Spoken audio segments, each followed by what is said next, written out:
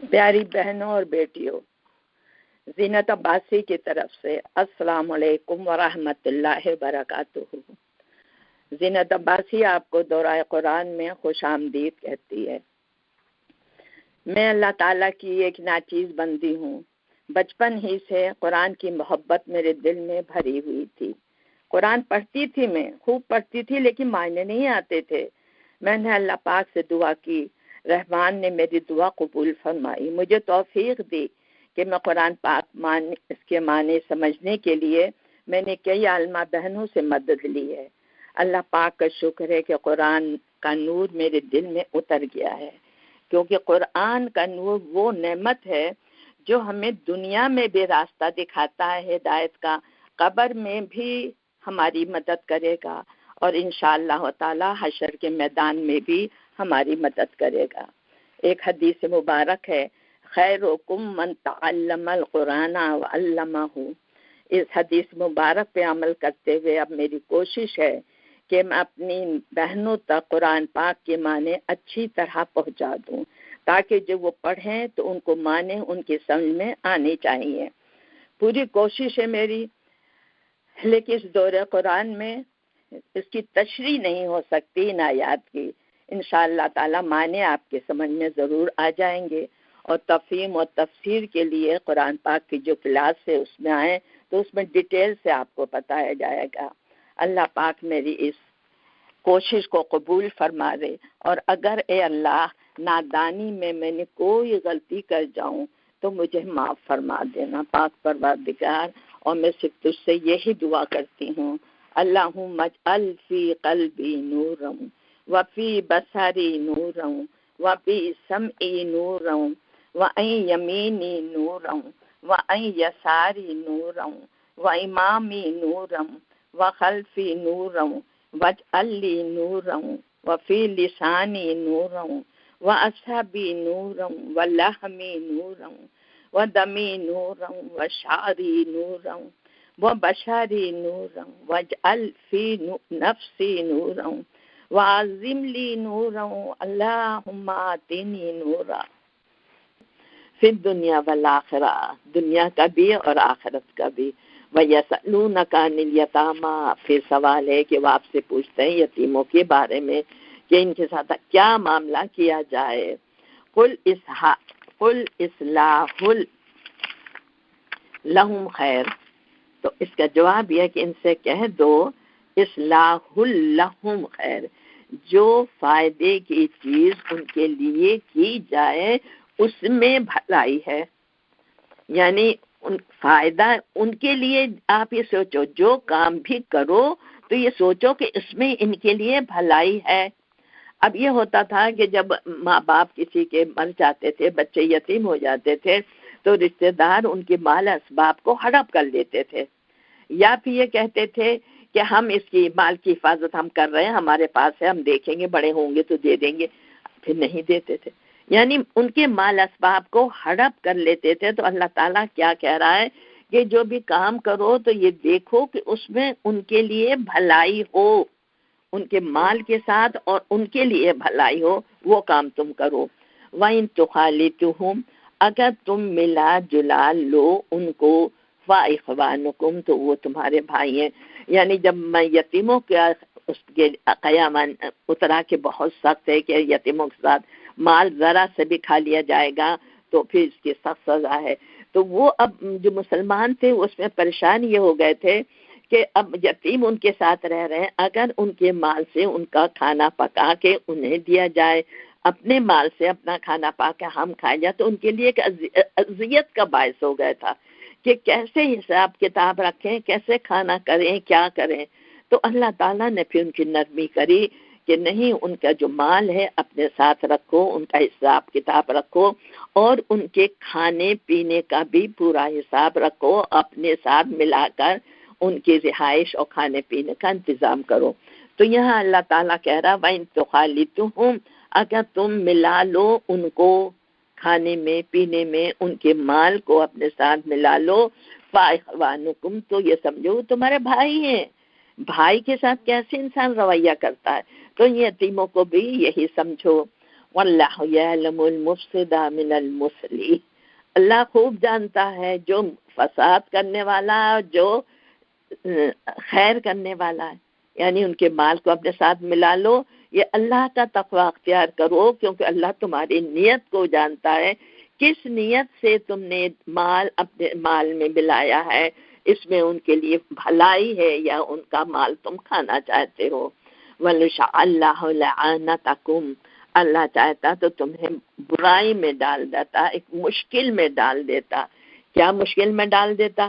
کہ ان کا مال ایک ایک پیسہ الگ رکھو، ان کا کھانا الگ رکھو، اپنا کھانا الگ رکھو، تو یہ اللہ چاہتا تو لَعَانَتَكُمْ تمہیں بہت مشکل میں ڈال دیتا، لیکن اس نے یہ کہہ دیا کہ آپس میں ملا جلا لو کیونکہ وہ تمہارے بھائی ہیں، لیکن یہ سمجھو کہ اللہ تعالیٰ تمہاری نیتوں کو خوب جانتا ہے، ان اللہ عزیز حکیم، اور یہ سمجھ لو اگر ان کے ساتھ زیادتی کرو گے تو تمہیں سخت سزا دے گا، اور یہ جو کام ہے یہ سب حکمت کے ساتھ وہ کر رہا ہے۔ اب دوسرے قوانین آ رہے ہیں،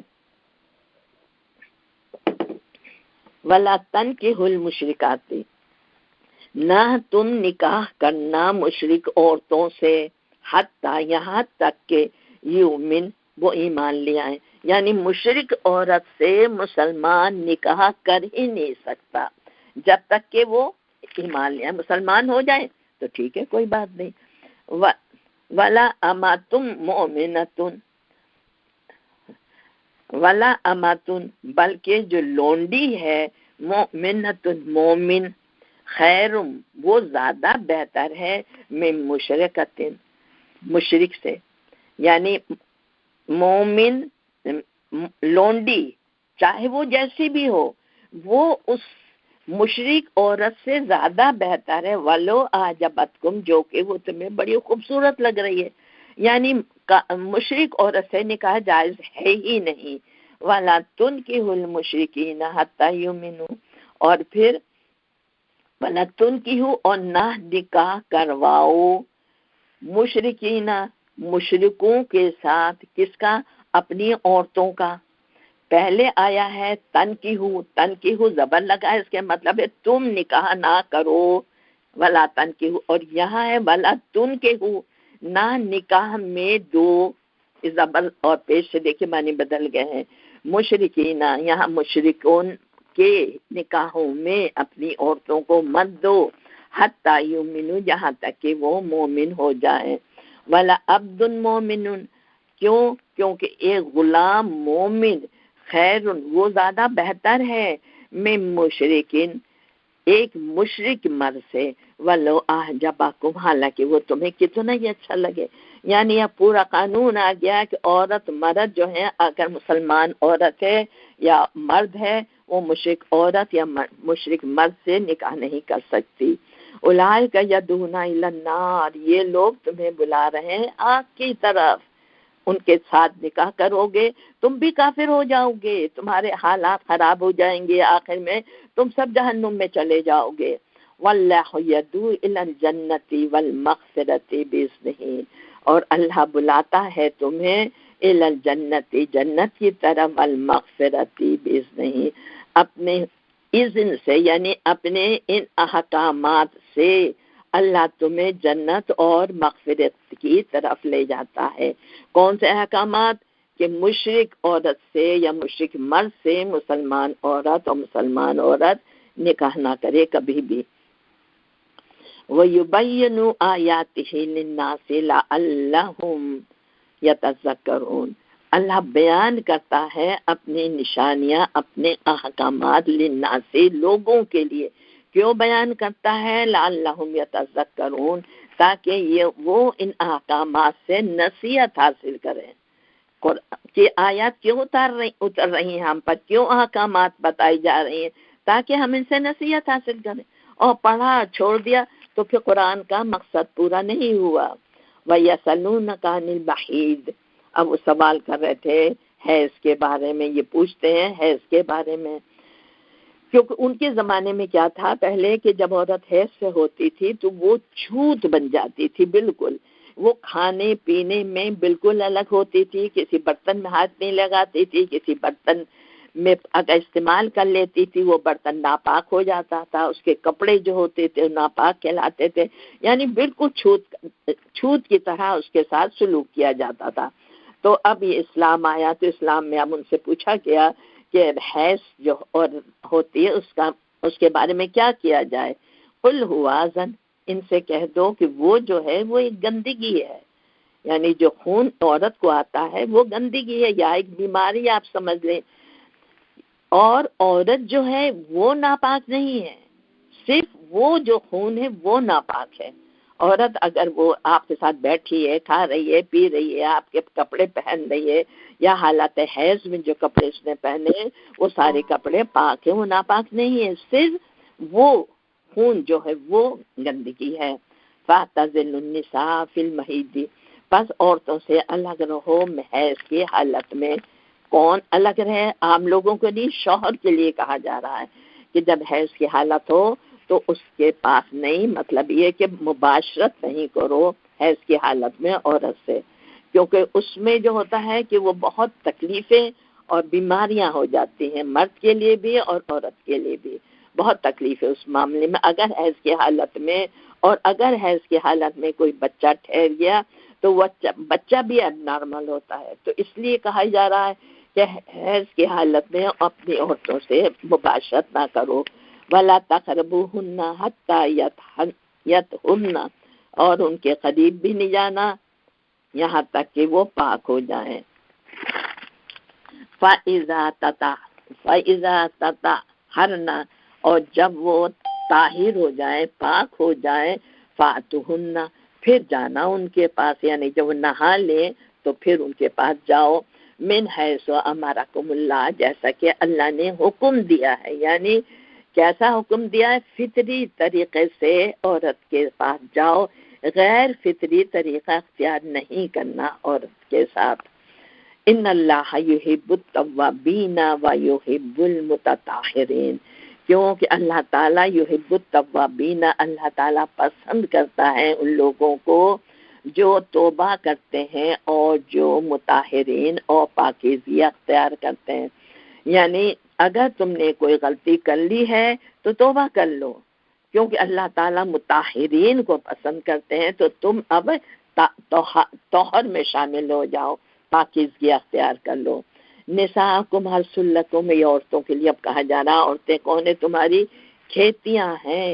فَأْتُوا حَرْثَکُمْ أَنَّ شِئْتُمْ، اپنی کھیتی میں آ جاؤ، أَنَّ شِئْتُمْ، جیسے کہ تم جیسا بھی تم چاہو، وَقَدِّمُوا لِأَنفُسِکُمْ، اور آگے بھیجو اپنے نفسوں کے لیے۔ عورتیں کیا ہیں؟ تمہاری کھیتیاں ہیں۔ اب کھیتی دیکھیے اب بری چیز نہیں ہے، اگر ہم کہیں کہ عورت کی بڑی بے عزتی کر دی، عورت کو کھیتی کہہ دیا،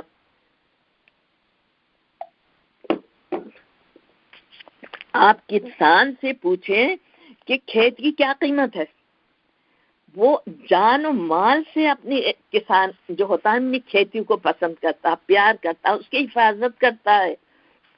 تو یہی جو عورتیں ہیں وہ تمہاری کھیتیاں ہیں، یعنی یہ تمہیں پیاری ہونی چاہیے، ان کی حفاظت کرو پوری طرح سے، یہ بڑی قیمتی چیزیں ہیں تمہارے لیے، جیسے کسان اپنی کھیت کی حفاظت کرتا ہے۔ فَأْتُوا حَرْثَکُمْ أَنَّ شِئْتُمْ، اپنی کھیت میں یا اپنی بیوی کے پاس آؤ، کس طرح؟ جس طرح چاہو، یعنی جس وقت چاہو۔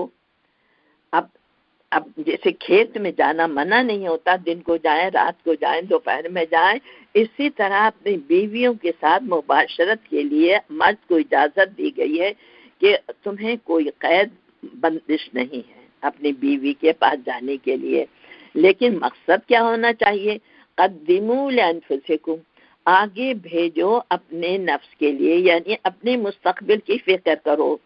عورت کے پاس جاؤ جس طرح سے بھی جاؤ، لیکن اپنی مستقبل کی فکر کرو۔ مستقبل میں کیا ہوتا؟ ہماری نسل کہ جو ہمارا بچہ پیدا ہوگا اس کو سوچو کہ وہ بچہ جو ہوگا کن حالات میں ہوگا، کس طرح ہوگا، یعنی اصلی فکر ہمیں اپنے بچے کے لیے ہونی چاہیے، کیونکہ بچے جو ہمارے وہ صدقہ جاریہ ہوتے ہیں ہمارے لیے، قیامت تک وہ صدقہ جاریہ ہوتے چلے جائیں گے۔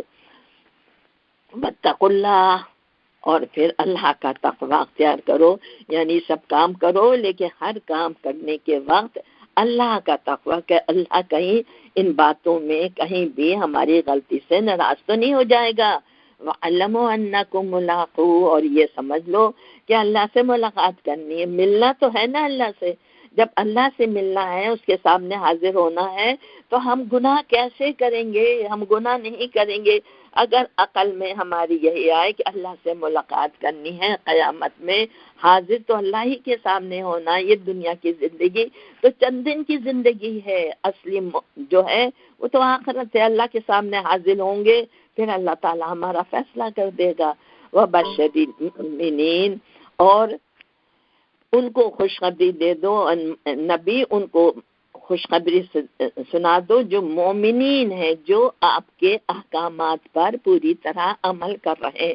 جتنے احکامات دیے ہیں، اگر مومن ہیں آپ تو آپ ان پہ عمل کریں گے، اور جب عمل کریں گے تو آپ کو خوشخبری ہوگی جنت کی، اللہ کی رضامندی کی۔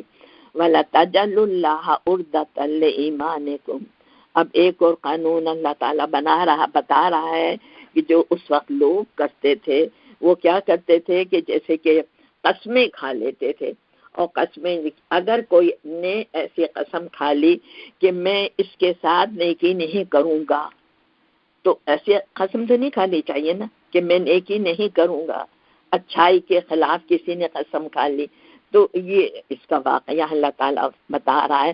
وَلَا تَجْعَلُوا اللَّهَ عُرْضَةً لِأَيْمَانِكُمْ أَن تَبَرُّوا وَتَتَّقُوا وَتُصْلِحُوا بَيْنَ النَّاسِ، یعنی نہ بناؤ اللہ کے لیے اپنی قسموں کو آڑ، یعنی قسم کھا کے اللہ کے لیے آڑ نہ بناؤ، یعنی کسی بات سے رکنے کے لیے اللہ کی قسم مت کھاؤ۔ کس بات کے لیے؟ ان تبرو، کہ تم نیکی نہیں کرو گے، یعنی ایسی قسم مت کھاؤ کہ تم نیکی نہیں کرو گے، اور تتقو، اور تم تقوی نہیں کرو گے، وَتُصْلِحُوا بَيْنَ النَّاسِ، اور لوگوں کے درمیان تم اصلاح بھی نہیں کرو گے، یعنی ایسی قسم مت کھاؤ یہ کام کرنے کی۔ واللہ سمیع علیم، اور اللہ تعالی سننے والا اور دیکھنے والا، یعنی ان باتوں سے روکا گیا ہے کہ جو حق نہیں ہے، بے معنی قسمیں یا اس طرح سے نیکی سے اپنے آپ کو رکنے کے لیے جو قسمیں کھائیں، تو یہ سب تم نہیں کھا سکتے۔ اگر قسم کھا لی ہے تو پھر اس کا فدیہ دو۔ ایک تو سب سے بڑا فدیہ یہ بھی ہے کہ یہ کام نہ کرو، ایک تفسیر اس کی یہ ہے کہ اگر نہیں کرو گے اس کا فدیہ ہو جائے گا، اور دوسرا کیا ہے کہ فدیہ دو کہ قسم کھائی ہے، اللہ بہتر جانتا ہے۔ واللہ سمیع علیم، اللہ تعالیٰ سننے والا ہے اور علم رکھنے والا ہے۔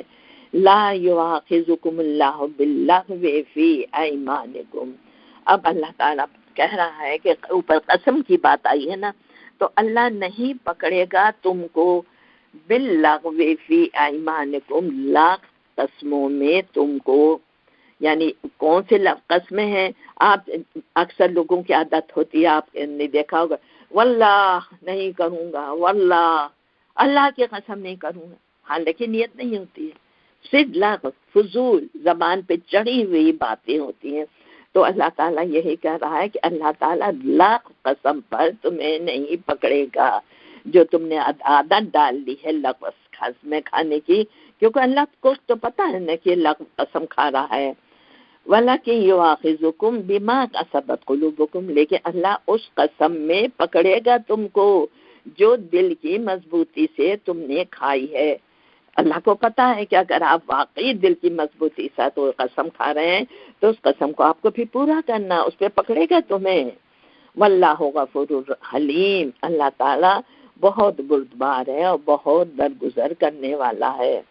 للذین یؤلون من نسائہم، یعنی پیچھے یہ پورا قسم کا بتا دیا، اس پر لوگوں کے طریقے ہوں گے تو اس کو اللہ تعالیٰ نے کھول کے بتا دیا، اب بھی وہی ہیں لفظ قسمیں یا جس طرح بھی قسمیں ہیں اس کو اللہ پاک کھول کے بتا رہے ہیں۔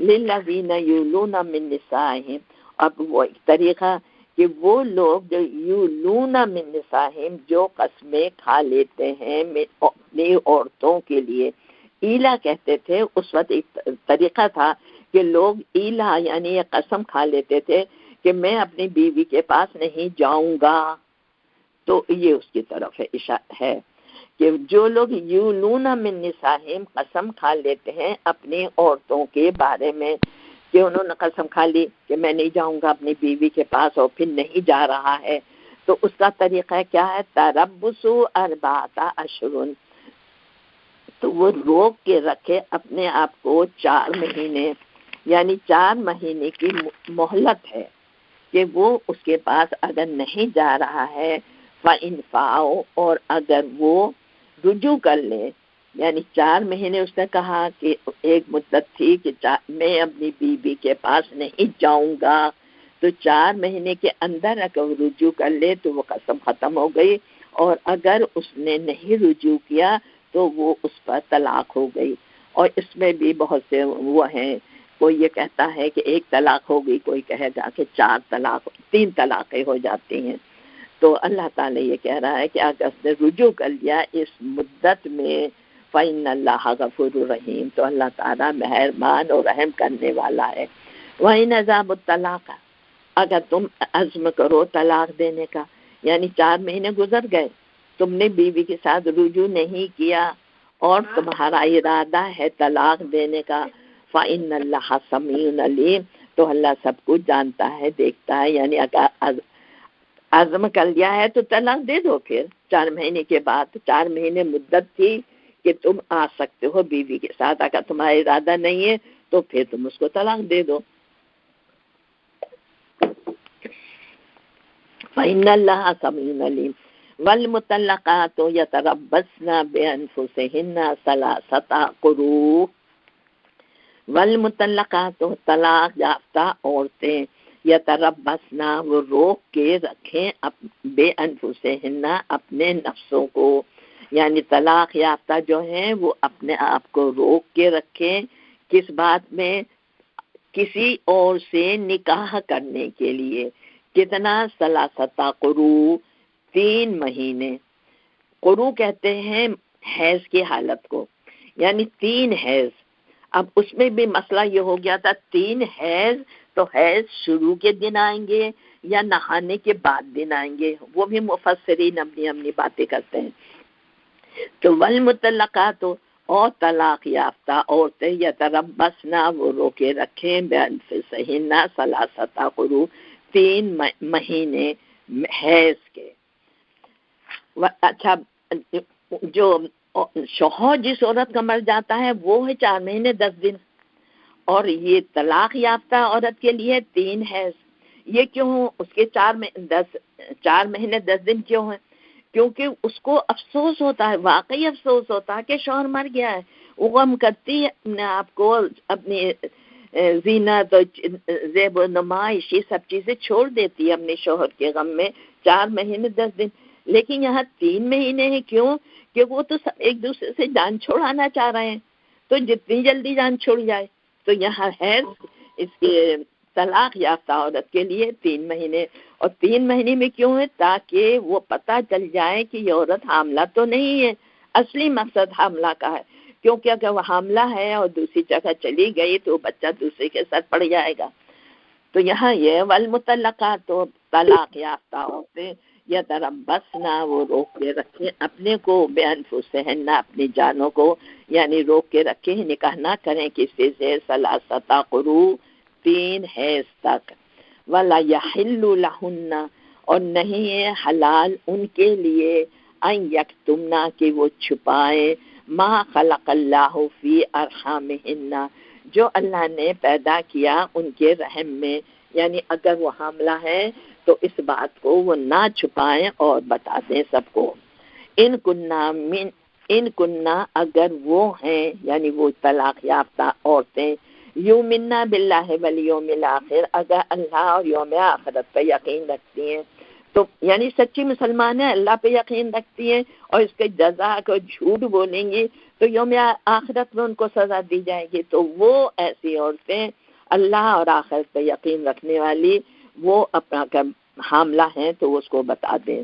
وَبُعُولَتُهُنَّ أَحَقُّ بِرَدِّهِنَّ، وبؤولتہن اور شوہر ان کے، بال کہتے ہیں ایک شوہر کو، بؤولتہن ان عورتوں کے شوہر جمع آ گئی ہے، احق بردہن فی ذالک وہ زیادہ حقدار ہیں بردہن ان کو لوٹانے کے، فی ذالک اس مدت میں، ان ارادو اصلاحا اگر وہ دونوں چاہتے ہوں اصلاح کرنا، یعنی تین جو اوپر طلاق دی ہے اس کو ابھی عدت کے اندر ہے، وہ عدت ختم نہیں ہوئی ہے اس کی، اور طریقہ وہی ہے، اس سے پہلے بھی آ چکے ہیں کہ طریقہ کیا ہے، ایک طلاق دے اور پھر 3 مہینے کی عدت ہے وہ روک کے رکھے، پھر دوسری تو اس کے بعد وہ اس سے رجوع کر سکتا ہے، پھر دوسری طلاق دے، پھر جو عدت ہے اس میں روک کے رکھے، پھر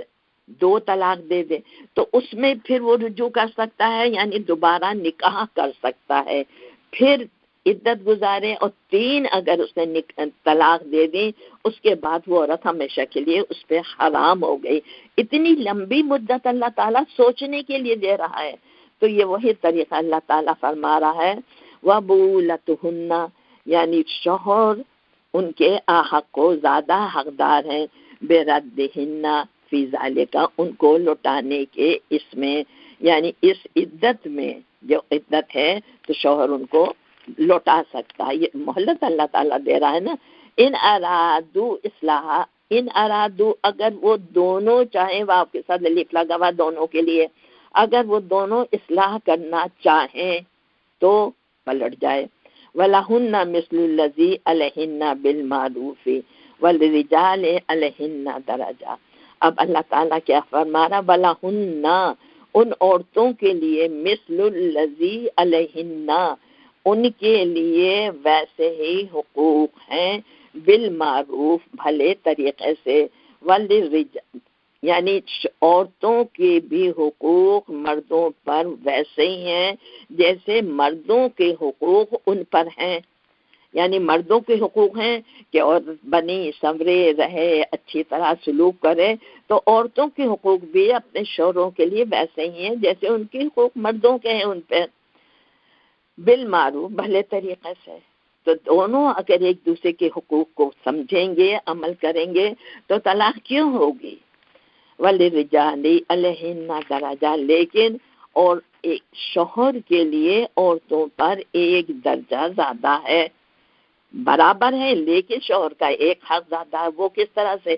کیونکہ اگر دیکھیے ایک کہیں بھی کسی بھی کارخانے میں حاکم ایک ہوتا ہے، اگر 2 حاکم ہو گئے تو لڑائی جھگڑے پیدا ہو جائیں گے، حاکم ایک ہوگا اور اس کے نیچے انڈر میں بہت سے ہوں گے، تو اسی طرح ایک درجہ شوہر کا زیادہ ہے، یعنی یہ نہیں ہے بڑا عزت والا، بلکہ اس کے حقوق زیادہ ہے اس عورت سے، کہ وہ زیادہ، کیونکہ ایک حاکم ہو سکتا ہے تو عورت کے مقابلے میں ایک حقوق زیادہ ہے، لیکن باقی چیزیں شوہر اور عورت کے آپس میں جو دوسرے حقوق ہیں وہ سب برابر ہیں۔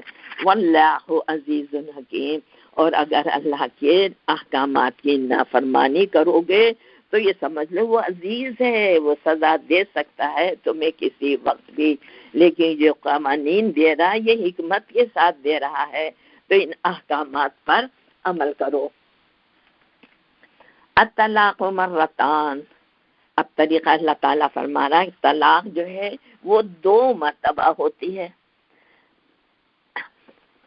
2 مرتبہ ہوتی ہے، یعنی ایک طلاق دی، عدت گزر رہی ہے، 3 مہینے عدت ہے، تو اس میں وہ رجوع کر سکتا ہے، اپنی بیوی کے پاس آ سکتا ہے۔ اب یہ مرتان 2 مرتبہ طلاق ہے، اب دوسری طلاق دے دی، اب دوسری طلاق دے دی تو اس میں جو عدت ہے اس عدت کے اندر وہ شوہر جو ہے بیوی سے رجوع کر سکتا ہے یا نکاح کر سکتا ہے دوبارہ، تو 2 مرتبہ طلاق ہے۔ اب جب یہ دونوں گزر گئے، شوہر نے تیسری طلاق دے دی، پھر وہ عورت اس مرد کے لیے ہمیشہ کے لیے حرام ہو گئی ہے۔ تو یہاں اللہ تعالیٰ کیا فرما، الطلاق مرتان۔ اچھا اس وقت کیا ہوتا تھا کہ لوگ عورتوں کو ستانے کے لیے بار بار طلاق دیتے تھے، کیونکہ قانون تو تھا نہیں، ایک طلاق دے دی اور پھر کہا نہیں دی، ہم چلو واپس چلو عورت کو گھر لیا ہے، پھر ستا رہے ہیں، ذلیل کر رہے ہیں، مار رہے ہیں، پیٹ رہے ہیں، پھر ایک طلاق دی کیونکہ قانون کوئی نہیں تھا تو پھر دے دی، پھر اس کو ذلیل کیا. یعنی عورتوں پہ بڑا سخت ظلم و ستم ہوتا. آج کے زمانے میں دیکھیے شوہر طلاق دے دیتا ہے اور پھر مکر جاتا ہے کہ میں نے تو دی نہیں، 3 طلاقیں دے دی، 3 طلاقیں حق ہیں کہ اس کو طلاق ہو گئی، وہ مکر جاتا ہے. کیوں؟ پریشان کرنے کے لیے. تو یہ اللہ تعالیٰ نے پورے قانون کو بتا دیا. اب اللہ تعالیٰ کیا فرما؟ طلاق و مرتان، 2 مرتبہ طلاق ہے، 2 مرتبہ کے بعد جب تیسری دے دی تو پھر اس کو رجوع کا حق نہیں ہے، کچھ نہیں کر سکتا، اس عورت کو واپس نہیں لا سکتا. فَإِمْسَاكُمْ بِمَعْرُوفٍ، اس مدت میں یا تو تم روک لو ان کو بھلی طریقے سے، اور تسریحم بِإِحْسَان، یا طلاق دے کے احسان کے ساتھ ان کو رخصت کر دو. وَلَا يَحِلُّ لَكُمْ، اور نہیں جائز تمہارے لیے، ان تاخذوا کہ تم لے لو، مما اس میں سے جو آتے تمہن شیئا، جو بھی تم نے ان کو دیا ہے اس میں سے کچھ بھی. اگر ایک شوہر طلاق دیتا ہے وہ مہر واپس نہیں لے سکتا، جتنے تحفے تحائف اس نے عورت کو دیے ہیں وہ واپس نہیں لے سکتا. جتنی چیزیں عورت کے پاس ہے وہ مہر اور تحفے تحائف اور جہیز کے جتنے چیزیں لے کر آئی ہے وہ سب عورت کا حق ہے، وہ عورت اس گھر سے لے کے چلی جائے گی. تو یہاں اللہ تعالیٰ کہہ رہا نہیں جائز تمہارے لیے ان تاخذوا مما آتیتموہن شیئا، جو بھی تم نے اس کو دیا ہے تم اس عورت سے واپس نہیں لے سکتے. الا یخافا الا یقیما حدود اللہ، ہاں اگر یہ ایسا ہو کہ وہ دونوں حدود اللہ پر قائم نہ رہ سکیں. کون؟ دونوں میاں بیوی اگر حدود اللہ پہ قائم نہیں رہ سکتے تو اس کے ایک تو معنی یہ ہے کہ اگر وہ عورت غلط راستے پہ جا رہی ہے تو طلاق کے بعد شوہر اس سے وہ چیزیں واپس لے سکتا ہے. دوسرے اس کے معنی یہ ہے کہ دونوں اللہ کے حدود پر قائم نہ رہ سکیں تو پھر کیا ہوگا؟ فَإِنْ خِفْتُمْ أَلَّا يُقِيمَا حُدُودَ اللَّهِ، اگر تمہیں خوف ہو، یہ کس کو ہے؟ قاضی کو یا وہ اشخاص جو نکاح اور طلاق کا فیصلہ کر رہے ہیں، تو یہ ان سے کہا جا رہا ہے کہ اگر وہ دونوں اللہ کے قائم کرنے کی حدود پہ قائم نہ رہیں، یعنی ایک دوسرے پہ زیادتی کر رہے ہوں، بیوی زیادتی کر رہی ہو یا مرد زیادتی کر رہا ہو، تو اور تمہیں یہ خوف ہو کہ یہ اللہ کے حدود پر قائم نہیں رہیں گے تو پھر کیا کیا جائے؟ فلا جناح علیہما، تو کوئی گناہ نہیں ہے ان دونوں میں، فی مفتدت بھی، کہ وہ فدیے میں دے دے اس کو، یعنی سامان کو. افتدت تعقب جزا میں یہ عورت کے لیے ہو رہا ہے، یعنی عورت کچھ فدیے میں دے دے شوہر کو. یہ خلا ہے. خلا کیا کیسے ہوتی ہے کہ اگر عورت شوہر کے ساتھ رہنا نہیں چاہتی تو وہ مہر بھی چھوڑ دے گی، تحفے تحائف بھی چھوڑ دے گی، یہ سب اس کا فدیہ ہو جاتا ہے جان چھوڑانے کا. تو یہاں یہ وہی بتا رہا ہے کہ اگر ایک قاضی بیچ کے انصاف کرنے والے تم یہ دیکھ رہے ہو کہ اگر یہ دونوں حدود اللہ پہ قائم نہیں رہ رہے تو ان دونوں پر کوئی گناہ نہیں ہے، فی مفتدت بھی، کہ وہ عورت فدیے میں دے دے اس شخص کو خلا لینے کے لیے. تل کا حدود اللہ، یہ اللہ کی حدود ہیں. فلا تعتدوها، تم ان حدود سے باہر مت نکلنا. یعنی مسلمانوں کو کہا جا رہا ہے، یہ ایک ایک چیز جو ہے اللہ تعالیٰ بیان کر رہا ہے کہ اللہ کے حدود ہیں، ان حدود سے باہر مت نکلنا. وَمَن يَتَعَدَّ حُدُودَ اللَّهِ، اور جو اللہ کے حدود کو پار کر لے. کون سی حدود؟ یہ پورے قوانین جو اللہ تعالیٰ بتا رہا ہے. فَأُولَٰئِكَ هُمُ الظَّالِمُونَ، تو بس وہی لوگ ظالم ہیں. ظالم کون ہے؟ جو اللہ کے قوانین پر عمل نہ کریں. فَإِن طَلَّقَهَا، اگر تم نے طلاق دے دی ہاں اس عورت کو، فَلَا تَحِلُّ لَهُ، تو جائز نہیں، لہو ہو مرد کے لیے ہے. اگر طلاق دے دی جائے عورت کو تو مرد کے لیے جائز نہیں ہے. من بعد، اس کے بعد، حتی تنکح زوجا غیرہ، کہ وہ عورت کسی اور سے نکاح کرے. یعنی اگر شوہر نے عورت کو نکاح طلاق دے دی ہے تو اب فَإِن طَلَّقَهَا اگر اس عورت کو طلاق دے دی گئی ہے فَلَا يَحِلُّ لَهُ تو جائز نہیں ہے اس کے لیے. کس کے لیے؟ اب دوسرے شخص کے لیے. یعنی اب اللہ تعالیٰ کیا فرما رہا کہ اگر ایک عورت کو طلاق دے دی گئی ہے تو وہ دوسرے شخص سے اگر نکاح کر لے اور وہ شخص اسے طلاق دے دے یا مر جائے پھر وہ پہلے شخص سے نکاح کر سکتی ہے ورنہ نہیں. پھر یہ دیکھیں فَإِن طَلَّقَهَا اگر اس کو طلاق دے دی جائے عورت کو فلا یحل لہ تو جائز نہیں ہے اس مرد کے لیے جس نے اس نے نکاح کیا تھا من بعد اس کے بعد حتی تنکحا زوجن غیرہ کہ وہ نکاح کرے کسی اور شخص سے. یعنی ایک مرد نے نکاح طلاق دے دی اب وہ عورت اس کے لیے جائز نہیں ہے. کب جائز ہو سکتی ہے؟ جب وہ کسی اور مرد سے نکاح کرے. فَإِن طَلَّقَهَا پس اگر وہ شخص اس عورت کو طلاق دے دے فَلَا جُنَاحَ عَلَيْهِمَا أَن يَتَرَاجَعَا تب گناہ نہیں ہے کہ وہ دونوں رجوع کر لیں آپس میں. یعنی ایک عورت کو طلاق دی ہے اب الگ ہو گئے ہیں دونوں. اس عورت نے کہیں شادی کر لی ہے اب وہ مرد جس سے شادی کی کسی وقت حالات کے تحت کبھی طلاق دے دے یا اس مر جائے تو تب وہ پہلے شوہر سے نکاح کر سکتی ہے. لیکن باقاعدہ پلاننگ جو ہوتی ہے ان کو اللہ تعالیٰ نے لعنت کی ہے کہ جو اس طرح سے کام کرے جیسے کہ لوگ کرتے ہیں کہ اس عورت کو نکاح کسی مولوی سے کر دیا گیا رات بھر وہ مولوی اس عورت کو استعمال کرتا رہا صبح اس نے اس کو طلاق دے دیا بدعت پوری کری اور پہلے شوہر سے نکاح کر لے. تو یہ سب چیزیں جو پلاننگ کے تحت ہے یہ اللہ تعالیٰ نے جائز نہیں رکھی ہے. آپ نے کہا تھا یہ کرنے اور کرانے والے پر لعنت ہے نبی اکرم صلی اللہ علیہ وسلم نے. ہاں حالات کے تحت اگر پہلا شوہر دوسرا شوہر مر جائے طلاق دے دے تب وہ پہلے شوہر سے نکاح کر سکتی ہے.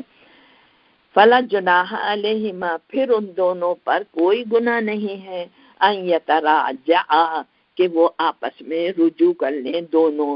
ان ظننا اگر وہ سمجھتے ہیں ان یقیما حدود اللہ کہ اب اللہ کے حدود پہ قائم رہیں گے. اب اس لیے نہیں کہ پھر مار پٹائی ہوگی پھر طلاق ہوگی نہیں نیت صاف ہونی چاہیے. وَتِلْكَ حدود اللہ یہ اللہ کے حدود ہے یبینھا وہ بیان کرتا ہے ان حدود کو لقوم یعلمون ایسے لوگوں کے لیے جو علم رکھتے ہیں. کیا علم رکھتے ہیں؟ جو اللہ کے قانون کو توڑنے کا انجام جانتے ہیں کہ اللہ کی حدود کو توڑیں گے تو ہمارا انجام کیا ہوگا. وَإِذَا طَلَّقْتُمُ النِّسَاءَ فَبَلَغْنَ أَجَلَهُنَّ فَأَمْسِكُوهُنَّ بِمَعْرُوفٍ أَوْ سَرِّحُوهُنَّ بِمَعْرُوفٍ. اب یہاں اللہ تعالیٰ فرما رہا ہے یعنی جب تم عورتوں کو طلاق دے دو فَبَلَغْنَ أَجَلَهُنَّ اور جب اپنی مدت کے قریب وہ پہنچ جائیں فَأَمْسِكُوهُنَّ بِمَعْرُوفٍ تو اگر تم روکنا چاہتے ہو تو ان کو بھلی طریقے سے روک لو عدت پوری نہیں ہونے دو. اور سَرِّحُوهُنَّ بِمَعْرُوفٍ یا پھر ان کو عدت ہو جائے تو معروف طریقے سے ان کو رخصت کر دو. وَلَا تُمْسِكُوهُنَّ ضِرَارًا لِتَعْتَدُوا اس لیے نہ روکنا انہیں کہ تم انہیں تکلیف پہنچاؤ گے لِتَعْتَدُوا تاکہ تم زیادتی کرو گے ان کے ساتھ. وَمَن يَفْعَلْ ذَلِكَ اور جو یہ کرے گا فَقَدْ ظَلَمَ نَفْسَهُ تو اس نے اپنے ہی نفس کے ساتھ ظلم کیا یعنی اس کا عذاب اسی کے اوپر پڑے گا. وَلَا تَتَّخِذُوا آیَاتِ اللَّهِ هُزُوًا اور اللہ کی آیات کو مذاق مت بناؤ جس طرح بنی اسرائیل بناتے تھے. بنی اسرائیل کا ذکر آیا تھا بیچ میں آتا جاتا ہے کہ بنی اسرائیل اللہ کی آیات کو کچھ سے کچھ بنا دیتے تھے. تو اسی طرح اے مسلمانوں تم اللہ کی آیات کا مذاق مت بناؤ. وَاذْكُرُوا نِعْمَتَ اللَّهِ عَلَيْكُمْ اور یاد رکھو وہ نعمت جو اس نے تم پر نازل کی ہے. وَمَا أَنزَلْنَا عَلَيْكُمْ مِنَ الْكِتَابِ وَالْحِكْمَةِ يَعِظُكُمْ اور ہم نے جو نازل کیا ہے تمہاری طرف کتاب میں حکمت کے ساتھ یعظکم بھی وہ حکم دیتا ہے اس کا یعنی قرآن میں حکمت و پورے قوانین جو آپ پڑھتی چلی جا رہی ہیں، یہ سب کیا ہے؟ اللہ کی حدود ہیں، اس پر ہمیں عمل کرنا ہے۔ تو اللہ تعالیٰ تمہیں نصیحت کرتا ہے ان سب باتوں کی کہ ان قوانین پر پوری طرح عمل کرو۔ واتقوا اللہ، اور اللہ کا تقوی اختیار کرو، ہر کام میں ڈرو کہ اللہ تمہیں پکڑ تو نہیں لے گا۔ وَاعْلَمُوا أَنَّ اللَّهَ بِكُلِّ شَيْءٍ عَلِيمٌ، کیونکہ اللہ تعالیٰ کو ہر چیزوں کا علم ہے۔ وَإِذَا طَلَّقْتُمُ النِّسَاءَ فَبَلَغْنَ أَجَلَهُنَّ فَلَا تَعْضُلُوهُنَّ إِن يَنكِحْنَ أَزْوَاجَهُنَّ وَإِذَا طَلَّقْتُمُ النِّسَاءَ، اور اگر تم عورتوں کو طلاق دو، فَبَلَغْنَ أَجَلَهُنَّ، اور اپنی عدت وہ پوری کر لے، فَبَلَّغْنَ أَجَلَهُنَّ، کہ وہ اپنی عدت پوری کر لیں یا عدت پوری کرنے کے قریب ہوں، عدت پوری کرنے والی ہو۔ یعنی ایک طلاق دی ہے تو وہ تو رجوع کر سکتا ہے، 2 طلاق دے دی ہیں تب بھی وہ نکاح کر سکتا ہے، وہ 3 دے دی تب پھر رجوع نہیں کر سکتا۔